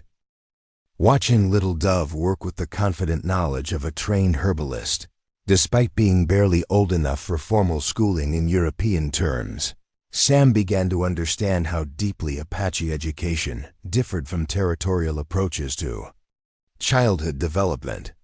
These children possessed practical skills and cultural knowledge that enabled them to thrive in environments where European settlers would struggle to survive. But it was Mary's discovery that truly revealed the sacred canyon's significance for their desperate situation. Hidden behind a curtain of hanging vines, she found cave paintings that depicted Apache warriors receiving spiritual visions about protecting children during times of war. The imagery showed families separated by conflict but reunited through the intervention of spiritual guides who appeared in the form of helpful strangers from different tribes. Mary says these paintings tell about the prophecy of the bridge builder. Daniel explained with awe evident in his voice. They show how someone who doesn't belong to our people will help Apache children find their way home when the old paths become too dangerous to travel. Sam felt a chill that had nothing to do with the canyon's cool air as he realized the children were interpreting his assistance through the lens of spiritual prophecy that had been preserved in this sacred place for generations. Mary's decision to trust him hadn't been based solely on practical assessment of his character. It had been influenced by traditional teachings that prepared Apache people to recognize help when it came from unexpected sources. The implications of being cast as a prophetic figure were both humbling and terrifying for a man who had spent 3 years avoiding any responsibilities beyond his own survival. But as Sam looked at the ancient artwork that seemed to predict his role in these children's rescue, he began to understand that his transformation from isolated rancher to protective guardian represented something larger than personal choice. As afternoon shadows lengthened across the canyon floor, the group's temporary safety allowed for more reflective conversations about their situation and the relationships that had developed during their perilous journey. Robert, one of the middle boys whose quiet intelligence had impressed Sam throughout their travels, approached with questions that revealed sophisticated thinking about cultural differences and shared values. "Mr. Sam," Robert said in carefully pronounced English, "Mary wants to know why you decided to help us when helping means you can't go back to your ranch or your old life. She says most white people wouldn't choose to lose everything for Apache children they didn't know." Sam found himself struggling to articulate motivations that had seemed clear in the moment of decision but were proving complex under examination. His choice to protect these children had been instinctive rather than calculated. driven by emotional responses that had bypassed rational considerations about consequences or costs. "Tell Mary that seeing you children reminded me of my own sons, who died a few years ago," Sam replied honestly. "When my family died, I thought the best thing to do was stop caring about other people so I wouldn't get hurt again. But hiding from caring doesn't make you strong, it just makes you alone." Mary's response, translated through Robert, revealed wisdom that impressed Sam with its emotional maturity. She says losing people you love is like having part of your spirit torn away, but helping other people's children can help the torn places heal. Mary says our grandmother taught her that grief becomes medicine when you use it to understand other people's pain. The concept of grief as medicine resonated with Sam in ways that 3 years of isolation hadn't been able to achieve. Mary's words suggested that his emotional numbness hadn't been protecting him from further loss. It had been preventing him from discovering that caring for others could transform suffering into purposeful action. As evening approached, and the canyon filled with the kind of peaceful quiet that suggested spiritual protection, Sam found himself participating in conversations about family, loss, and resilience that were healing wounds he hadn't realized were still bleeding. The children's willingness to share their own experiences of separation and fear created emotional bonds that transcended cultural differences. Daniel spoke about watching soldiers take his parents during a raid on their winter camp, describing the terror of children who suddenly found themselves responsible for each other's survival with no adult guidance to depend upon. His account revealed courage that most adults never needed to develop, decision-making abilities that had kept 9 children alive through circumstances that would have destroyed many families. "The hardest part wasn't being hungry or cold," Daniel explained. "The hardest part was not knowing if we would ever see our parents again, or if we were making the right choices to keep everyone safe. Mary became like our mother and father both, but she was scared too, even though she didn't let the little ones see her being afraid." Sam's admiration for Mary's leadership grew as he understood the emotional burden she had carried while maintaining the strength that others depended upon. At 14, she had assumed responsibilities that would have challenged experienced adults, making life-or-death decisions while providing emotional support for 8 younger children, who looked to her for reassurance that their family would eventually be reunited. "Mary is remarkable," Sam told Daniel. "Her courage and wisdom would be impressive in someone twice her age. Your father should be very proud of the daughter he raised." Mary's response to Sam's praise, delivered through Daniel with obvious emotion, revealed her understanding of how their desperate journey had changed all of them in fundamental ways. "She says you have become like family to us, not because of blood, but because of the choices you made when choosing meant risking everything. Mary says that's the strongest kind of family, people who choose to protect each other even when it's dangerous." The concept of chosen family struck Sam with profound recognition of what had been missing from his 3 years of deliberate isolation. Blood relationships were precious, but relationships based on shared values and mutual commitment could be equally meaningful. These Apache children had become his family not through birth, but through decisions that revealed character and created bonds that transcended cultural boundaries. As darkness settled over the sacred canyon, and the children prepared sleeping areas that would provide warmth and security, Sam realized that his transformation wasn't complete. Tomorrow would bring new challenges as they attempted to make contact with Black Thunder's warriors, but tonight provided an opportunity to understand how profoundly his identity had changed during their journey together. Little Dove approached Sam with a small bundle of medicinal plants she had gathered during their exploration of the canyon's resources. Her gift represented not just practical preparation for potential injuries, but recognition that he had earned inclusion in traditional practices that were normally reserved for Apache family members. "Little Dove says these plants will help if anyone gets hurt during our journey," Daniel translated.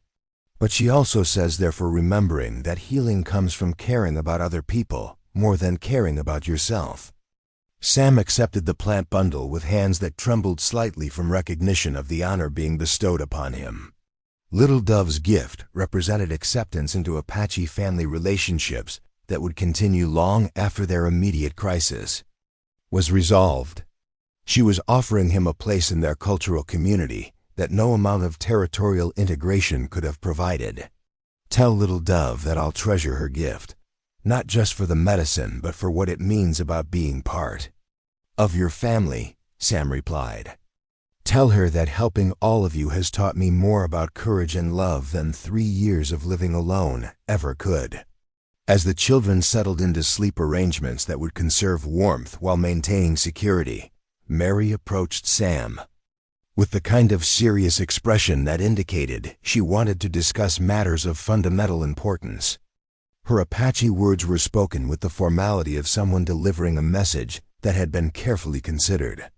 Mary says tomorrow we will try to reach the winter gathering place where Apache scouts sometimes come to watch for threats to our people, Daniel translated. But she wants you to know that even if we don't find our father right away, you will always be welcome among our people. She says a man who risks everything to protect children he doesn't have to protect is proven the kind of character that makes him Apache in spirit, even if he wasn't born Apache.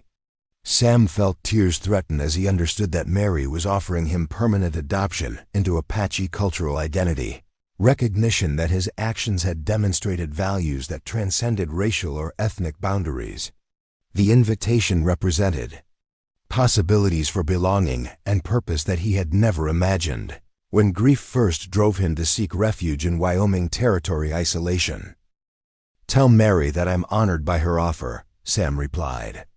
Tell her that knowing all of you has shown me what it means to be part of a family that chooses courage over safety and love over fear. As Sam prepared for what might be his last night, as simply a Wyoming Territory rancher, he realized that the children's presence in his cellar had triggered changes that went far beyond temporary rescue arrangements. He was becoming someone whose identity was defined not by loss and isolation, but by protective commitment to people whose welfare mattered more than his personal security. Dawn in the sacred canyon brought not the peaceful awakening Sam had hoped for, but the distant sound of war drums echoing from the northern ridges, a rhythmic cadence that made the Apache children freeze with expressions of joy mixed with terror. The drum beats weren't random percussion but coded messages that Mary began translating with growing excitement and apprehension. Our father is close, Mary told Daniel to relay to Sam, her voice carrying emotions too complex for simple translation. The drums say Black Thunder's warriors have found sign of our passage and are moving toward this canyon. But they also warn that white soldiers are following the war party, trying to force a battle before we can be reunited. Sam's frontier experience had taught him to recognize the tactical implications of converging forces in confined terrain. The sacred canyon that had provided safety and spiritual refuge was about to become a potential battlefield where Apache rescue efforts and territorial military operations would collide with devastating force. Worse, 9 children and 1 civilian would be caught in the crossfire of a confrontation that could escalate into exactly the kind of violence both sides claimed they wanted to avoid. The morning light revealed details about their situation that darkness had concealed. High on the canyon walls, Sam could see movement that suggested observers, whether Apache scouts or territorial surveillance units. He couldn't determine. The narrow entrance that had made the canyon defensible also made it a trap if military forces decided to seal the exit and force surrender through starvation or direct assault. Robert approached Sam with the kind of urgent questions that demonstrated these children's sophisticated understanding of military tactics despite their young ages. Mary wants to know if white soldiers will attack a sacred place where there are children, or if they have laws that protect people who aren't fighting in wars. The question revealed painful naivety about territorial military policies that prioritized Strategic objectives over civilian protection. Sam had witnessed enough frontier warfare to know that Apache children would be viewed as future warriors rather than innocent non-combatants, making them military targets regardless of their current age or involvement in hostile activities. "Daniel, tell Mary that we can't count on soldiers following rules about protecting children," Sam replied honestly. "Some military commanders care about such things, but others believe that Apache children will grow up to be enemies, so they think capturing or killing them prevents future warfare." Mary's response to this information demonstrated the kind of mature strategic thinking that had kept her group alive during weeks of desperate survival. She spoke rapidly in Apache while pointing toward different sections of the canyon walls, her gestures suggesting she was evaluating tactical options that might exist if their position became indefensible.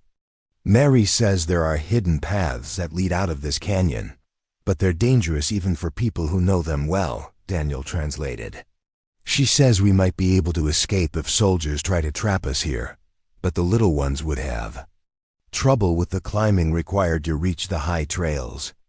Sam studied the canyon walls with growing concern as he realized that any escape route requiring technical climbing would be impossible for children as young as Little Dove, particularly while carrying the supplies necessary for survival in winter weather.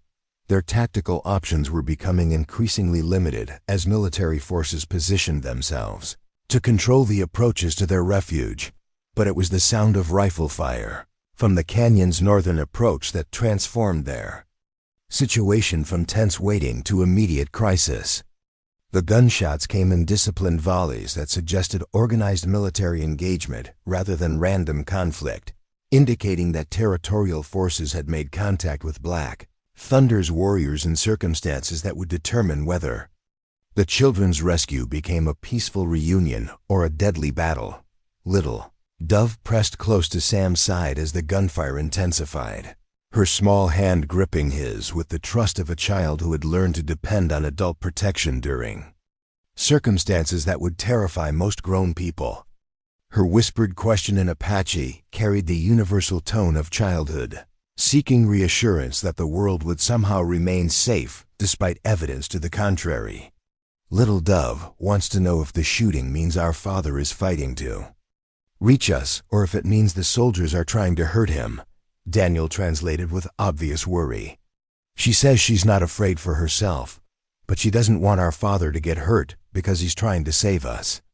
Sam felt his heart break a little as he understood the emotional burden these children carried, concern for their father's safety that outweighed their own fear, despite being trapped in a situation where their survival depended entirely on outcomes beyond their control.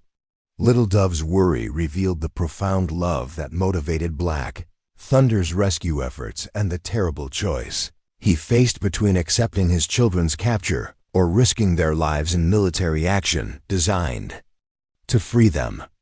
"Tell Little Dove that her father is a great warrior who knows how to fight smart rather than just fighting hard," Sam replied, hoping his words carried more confidence than he actually felt. "Tell her that Apache leaders don't risk their children's safety, even when they're trying to rescue them." Mary's attention was focused on sounds that Sam's untrained ears couldn't distinguish from general combat noise-specific patterns of gunfire and war cries that apparently conveyed detailed information about the tactical situation developing beyond the canyon walls. Her translations revealed knowledge of Apache military communication that impressed Sam with its sophistication. "Mary says she can hear our father's war cry, which means he's still alive and fighting," Daniel explained. "But she also hears the sound of many soldiers' rifles, more than a small war party could fight against successfully. Mary thinks the soldiers want to force a big battle where they can use their advantage in numbers and weapons." The tactical analysis confirmed Sam's worst fears about the developing situation. Territorial military strategy often involved provoking Apache forces into open confrontation, where superior firepower could achieve decisive results. If Black Thunder had been lured into attacking fortified positions with insufficient warriors, His rescue attempt could become a disaster that cost both his life and his children's freedom. But the morning's most shocking development came when the gunfire suddenly stopped, replaced by the kind of ominous silence that suggested either complete victory for one side or preparation for negotiations that could prove equally dangerous. Into this silence came the sound of a single rider approaching the canyon entrance at a pace that suggested urgent business rather than casual travel. The rider who appeared at the canyon mouth was neither territorial soldier nor Apache warrior, but Joe Brennan himself, the Bear Creek trader whose betrayal had compromised their original escape plan, and whose presence now suggested complications that Sam couldn't begin to anticipate. Brennan rode under a white flag of truce, but his nervous demeanor indicated someone delivering messages that no one would want to hear. "Harrison!" Brennan called out, his voice echoing off the canyon walls with the kind of authority that expected immediate response. "I know you're in there with Black Thunder's children. Captain Morrison sent me to offer terms that might prevent this situation from ending with everyone dead." Sam felt the children pressing closer around him as they recognized the voice of someone whose duplicity had endangered their lives and forced them into circumstances far more perilous than simple hiding. Mary's expression showed the kind of cold anger that suggested she understood exactly how Brennan's intelligence gathering had enabled territorial forces to track their movements. "What terms?" Sam called back, knowing that any negotiation would be heavily weighted in favor of territorial interests, but needing to understand what options might exist for protecting the children's welfare. Brennan's response revealed the scope of the military operation that had been organized around capturing Black Thunder's family. "Morrison has 50 soldiers positioned around this canyon and another 30 blocking the trails that lead back to Apache territory. Black Thunder and his warriors are pinned down in defensive positions about a mile north of here." The numbers made Sam's stomach lurch with recognition of how completely outmaneuvered the Apache rescue effort had become. Black Thunder was facing nearly impossible odds, while his children remained trapped in a location that territorial forces could attack whenever they decided that negotiation wasn't producing satisfactory results. "Morrison's terms are simple," Brennan continued. "Surrender the children to territorial custody, and Black Thunder and his warriors will be allowed to return to Apache lands without further military action. Refuse, and the army will attack both positions simultaneously." Sam felt 9 pairs of eyes watching his face as the children waited to learn whether the man they had trusted with their lives would now trade their freedom for temporary safety. Mary spoke quietly in Apache, her words carrying the dignity of someone prepared to face whatever consequences might result from adult decisions beyond her control. "Mary says she understands that you have to think about saving your own life," Daniel translated. "She says our people don't blame friends who can't fight impossible battles. But she also says she would rather die free in this sacred place than live as a prisoner in a white man's cage." The courage in Mary's words shamed Sam as he realized that a 14-year-old Apache girl possessed more clarity about moral principles than the grown man who was supposed to be protecting her. These children weren't asking him to guarantee their safety. They were asking him to honor the values that had motivated his original decision to help them, even when those values required accepting outcomes that terrified him.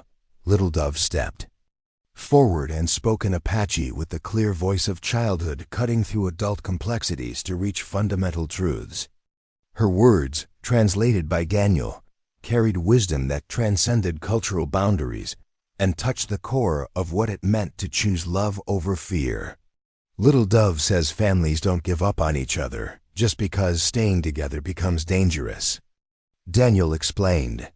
"She says if our father is fighting soldiers to reach us, then we should be brave enough to wait for him, even if waiting means we might not see tomorrow." Sam looked into Little Dove's trusting face and saw reflections of his own sons who had faced death with similar courage during their final battle against consumption. Thomas and Benjamin had never asked him to guarantee their survival, They had only asked him to love them completely for whatever time they had together. "Tell Morrison I need an hour to consider his terms." Sam called to Brennan, buying time. He desperately needed to think through options that all seemed to lead toward heartbreak or disaster. As Brennan withdrew to relay Sam's request for delay, the children gathered around their protector with expressions that combined understanding with hope. They knew he was facing an impossible choice, but their trust suggested they believed he would find solutions that preserved both their freedom and their lives. But Sam's frontier experience told him that some situations offered no perfect solutions, only choices between different kinds of loss. The approaching confrontation would test whether his transformation from isolated rancher to protective father figure had given him the wisdom necessary to save lives that had become more precious to him than his own survival. The sacred canyon walls seemed to whisper with the voices of ancestors who had faced similar impossible choices, reminding Sam that courage wasn't about avoiding difficult decisions, but about choosing love even when love required sacrificing everything else that seemed to matter.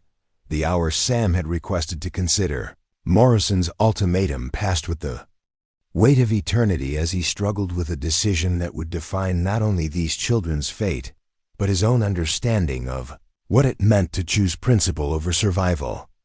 As the deadline approached, the sacred canyon seemed to hold its breath, ancient walls bearing witness to another moment when courage would be tested against impossible odds. But it was Little Dove who provided the clarity Sam needed to make his choice. The youngest child approached him with a small object she had carved from a piece of canyon stone during their brief refuge, a crude but recognizable horse that reminded Sam of Thunder, his faithful gelding who had carried him safely through 3 years of Wyoming Territory challenges. "Little Dove says this is for you to remember that some journeys are more important than reaching safe places," Daniel translated as the child pressed her gift into Sam's weathered hands. "She says her grandmother taught her that horses who run toward danger to save their riders are the bravest horses, even if they don't survive the journey." Sam felt tears blur his vision as he understood the profound wisdom in Little Dove's simple metaphor. For 3 years he had been like a horse running away from danger, seeking safety in isolation that protected him from further loss, but also prevented him from discovering meaning that could only come through caring about others more than himself. "Tell Little Dove I understand what she's teaching me," Sam replied, his voice steady despite the magnitude of the choice he was making. "Tell all of them that we're going to wait for their father, no matter what Captain Morrison threatens to do." Mary's smile as Daniel translated Sam's decision was the brightest expression of joy he had seen from her since discovering the children in his cellar. Her response revealed understanding that went far beyond simple gratitude for protection, to encompass recognition that Sam had chosen to honor the values that made him worthy of Apache family membership. "Mary says you have proven that white men and Apache people can share the same heart when they choose love over fear," Daniel explained. "She says our father will be proud to meet the man who protected his children when protecting them meant risking everything." As Sam prepared to deliver his rejection of Morrison's surrender terms, the canyon filled with sounds that transformed their desperate situation into something approaching miraculous. Apache war cries echoed from multiple directions, suggesting that Black Thunder's rescue force was far larger than territorial intelligence had anticipated. More significantly, the disciplined rifle volleys that had marked military engagement were being replaced by scattered, defensive gunfire that indicated territorial forces were being overwhelmed by superior Apache tactics. Joe Brennan appeared at the canyon entrance with obvious panic replacing his earlier authority, his message revealing how completely the military situation had deteriorated from territorial perspectives. "Harrison, Morrison's position is being overrun. Black Thunder had twice as many warriors as our intelligence reported, and they've cut off the soldiers' retreat routes. Morrison is ordering immediate withdrawal, but he wants the children as hostages to guarantee safe passage for his men. Sam's response carried the quiet authority of a man who had discovered courage he didn't know he possessed. Tell Morrison that these children aren't bargaining chips. If he wants safe passage, he can earn it by treating Apache families with the respect that human beings deserve. The sound of approaching horses from within the canyon announced the arrival Sam had been praying for since first discovering 9 Apache children hiding in his root cellar. Black Thunder himself rode into the sacred sanctuary, followed by 6 warriors whose painted faces and traditional regalia marked them as men who had risked everything to rescue family members they couldn't abandon. Sam's first sight of the legendary Apache war chief revealed a man whose reputation for fierce leadership was balanced by obvious love for his children. Black Thunder dismounted with the fluid grace of someone who had lived his entire life on horseback, but his eyes never left the 9 young faces that represented everything he valued more than his own survival. The reunion between Black Thunder and his children was unlike anything Sam had ever witnessed. There were no dramatic embraces or emotional outbursts. Instead, the Apache chief moved methodically through the group, touching each child's face while speaking quietly in Apache that carried the tone of a father confirming that his family was whole and unharmed. When Black Thunder reached Little Dove, the stern warrior's composure finally cracked as his youngest daughter threw herself into his arms with the complete trust of a child who had never doubted that her father would find her. The sight of the feared Apache leader holding his small daughter while tears streamed down his weathered face revealed the human cost of warfare that claimed families as casualties long before it claimed lives. Mary's formal introduction of Sam to her father demonstrated the diplomatic skills that had helped her group survive weeks of desperate circumstances. Her Apache words carried the tone of someone presenting honored guests rather than simply explaining how they had found shelter. And Black Thunder's response suggested recognition that formal protocols were required for acknowledging such extraordinary assistance. Daniel translated the chief's words with obvious pride in his father's dignity and wisdom. My father says that when white soldiers told him his children were dead, he prepared to die fighting because life without family has no meaning. He says you have given him back everything that makes existence worth continuing. Sam felt humbled by Black Thunder's gratitude, but also aware that their celebration was premature while territorial forces remained in the area and future safety remained uncertain. Chief Black Thunder, I'm honored that I could help your family reunite, but we need to discuss how to get your children to safety before Morrison brings reinforcements that could turn this victory into disaster. Black Thunder's response revealed strategic thinking that had made him one of the most effective Apache leaders in the territory. Through Daniel's translation, he outlined plans that addressed both immediate safety concerns and longer-term survival, challenges that his people faced in an increasingly hostile environment. My father says territorial soldiers will return with more men and better weapons, so our people must move to winter camps in places where white men cannot follow. But he also says the time for hiding is ending. Apache families need allies who can help us find new ways to survive without surrendering our children to white man's schools that steal their souls. The conversation that followed transformed Sam's understanding of his role from temporary protector to permanent bridge between communities that desperately needed alternatives to mutual destruction. Black Thunder was proposing formal alliance between his band and white settlers who shared values of family protection and cultural respect, an arrangement that could provide security for Apache families while offering frontier communities access to indigenous knowledge that could improve survival prospects for everyone. Chief Black Thunder, I would be honored to serve as liaison between your people and territorial settlers who want peace rather than warfare. Sam replied, but I need you to understand that such work will be dangerous for everyone involved. Military authorities won't appreciate civilians interfering with their policies toward Apache families. Black Thunder's smile as Daniel translated Sam's acceptance revealed why this Apache leader had earned respect from enemies as well as allies. His response demonstrated understanding that effective leadership required accepting risks that protected community welfare even when personal safety would be better served by avoiding controversial commitments. My father says that men who choose safety over principle live like dead trees. They stand but they don't grow, Daniel explained. He says you have already proven your character by risking everything to protect Apache children when you could have chosen to protect yourself.